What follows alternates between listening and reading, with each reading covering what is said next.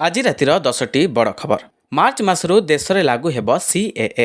ପ୍ରଥମ ଦଫାରେ 3ଟି ଦେଶର ଧାର୍ମିକ ନିର୍ଯାତନା ସହି ନ ପାରି ଶରଣାର୍ଥୀ ଜୀବନ କାଟୁଥିବା ଲୋକଙ୍କୁ ତତ୍କାଳ ବା ଫାଷ୍ଟ୍ରାକ୍ ନିୟମ ଆଧାରରେ ଭାରତର ନାଗରିକତା ପ୍ରଦାନ କରାଯିବ। ବଢ଼ିଲା ଯୋଗଗୁରୁ ରାମଦେବ ବାବାଙ୍କ ଅଡ଼ୁଆ। ଫେକ୍ ତଥା ବିଭ୍ରାନ୍ତିକର ବିଜ୍ଞାପନକୁ ନେଇ ପତଞ୍ଜଳି ଉପରେ ବର୍ଷିଛନ୍ତି ସୁପ୍ରିମକୋର୍ଟ।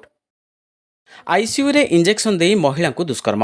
24 ବର୍ଷୀୟ ମହିଳାଙ୍କୁ ଇଞ୍ଜେକ୍ସନ ଦେଇ ଭୋର 4ଟା ସମୟରେ ଦୁଷ୍କର୍ମ କରିଥିବା ଅଭିଯୋଗ ହୋଇଛି। ରାଜସ୍ଥାନର ଅଲୱରଠାରେ ଥିବା ଏକ ଘରୋଇ ହସ୍ପିଟାଲରେ ଏପରି ଘଟଣା ଘଟିଛି। ପାଖେଇ ଆସିଲାଣି ଲୋକସଭା ନିର୍ବାଚନ। ଆଉ ମାସକ ପରେ ପଡ଼ିପାରେ ଭୋଟ। ଏହାରି ଭିତରେ ଦିଲ୍ଲୀ 4ଟି ଲୋକସଭା ଆସନ ପାଇଁ ପ୍ରାର୍ଥୀ ଘୋଷଣା କରିଛି ଆମ୍ ଆଦମୀ ପାର୍ଟି। ସିଦ୍ଧୁ ମୁସେୱାଲାଙ୍କ ପୂର୍ବତନ ସହଯୋଗୀଙ୍କୁ ଗୁଳିମାଡ଼।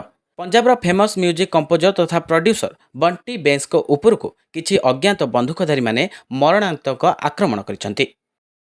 ବାପାଙ୍କୁ ହତ୍ୟା କରି ଅଖାରେ ପୁରାଇ ପୋତିଦେଲା ପୁଅ। ଏପରି ବିଭତ୍ସ ହତ୍ୟାକାଣ୍ଡ ଘଟିଛି ସମ୍ବଲପୁର ଜିଲ୍ଲାରେ। ଏନ୍କାଉଣ୍ଟରରେ 4 ନକ୍ସଲ ନିହତ। ଛତିଶଗଡ଼ ବିଜାପୁରରେ ହୋଇଛି ଏନ୍କାଉଣ୍ଟର। ମର୍ତ୍ତୁର ଥାନାଠାରୁ 14 କିମି ଦୂରରେ ପୋମରା ଜଙ୍ଗଲରେ ଏନ୍କାଉଣ୍ଟର ହୋଇଛି। ରାଜ୍ୟସଭା ନିର୍ବାଚନର ଭୋଟିଂକୁ ନେଇ ହାଇଡ୍ରାମା। ଉତ୍ତରପ୍ରଦେଶର 10ଟି ଆସନ ପାଇଁ ଭୋଟିଂକୁ ନେଇ ଚାଲିଛି ଛକାପଞ୍ଝା। ସମାଜବାଦୀ ପାର୍ଟି ଓ ବିଜେପି ମଧ୍ୟରେ ଚାଲିଛି ଘମାଘୋଟ ଲଢ଼େଇ। ପୁଣି କେଜ୍ରିୱାଲଙ୍କୁ ସମନ। ଅଷ୍ଟମ ଥର ପାଇଁ ଡକାଇଲା ଇଡି। ମାର୍ଚ୍ଚ 4ରେ ହାଜର ହେବାକୁ ସମନ କରିଛି ଇଡି। ଟେଷ୍ଟ କ୍ରିକେଟ ପାଇଁ ବିସିସିଆଇର ନୂଆ ଯୋଜନା। ବଢ଼ିବ ମ୍ୟାଚ୍ ଫିସ୍, ମିଳିବ ବୋନସ୍। ଆଜି ରାତିର 10ଟି ବଡ଼ ଖବରକୁ ଏଇଠି ରଖୁଛୁ। ନମସ୍କାର। ମୋବାଇଲ ଫୋନ ଓ ସାଙ୍ଗସାଥୀ ଆପଣଙ୍କ ପିଲାଟିର ପାଠପଢ଼ା ଓ କ୍ୟାରିୟରକୁ ପ୍ରଭାବିତ କରୁଛି କି? ଆପଣ ସେଥିପାଇଁ ବିବ୍ରତ କି? ତେବେ ଆଜି ହିଁ ଆସନ୍ତୁ ଆପଣ ଚାହୁଁଥିବା ମନ ଲାଗି ସମ୍ପୂର୍ଣ୍ଣ ଆବାସିକ ସ୍କୁଲ TSG ଗୁରୁକୁଲ, ଗୋଠପାଟଣା, ଭୁବନେଶ୍ୱର।